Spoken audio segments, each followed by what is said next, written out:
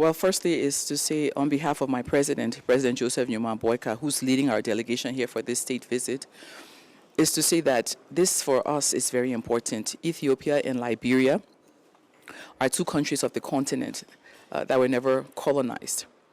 And Ethiopia and Liberia are two countries that share something in common, which is, besides not being colonized, Ethiopia and Liberia also are founding members of the Organization of African Unity.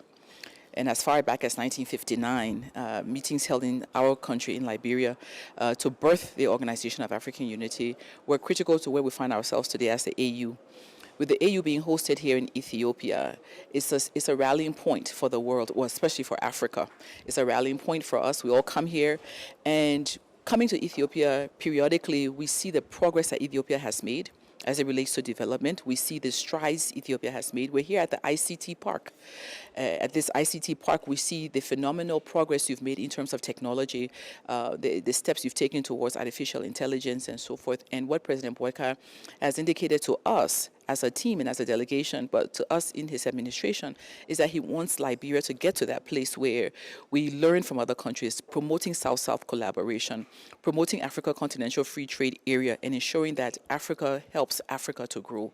And so this relationship with Ethiopia, we see it as one that will be mutually beneficial, learning from Liberia as well, our experiences, and Ethiopia giving us the opportunity to learn from you all in terms of the advances you have made.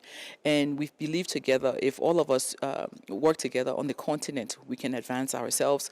We have a demographic dividend that we haven't yielded because of the lack of our strengthening of South-South collaboration and the cooperation. And we believe that doing this with Ethiopia at this time, where we're here to discuss bilateral cooperation, to discuss areas around technology, agriculture, education, and so forth, then we believe that with that, and including making it easier for Ethiopians and Liberians to travel between the two countries, it will boost trade, it will boost foreign direct investment, and definitely for sure will create more jobs for our young people in both countries.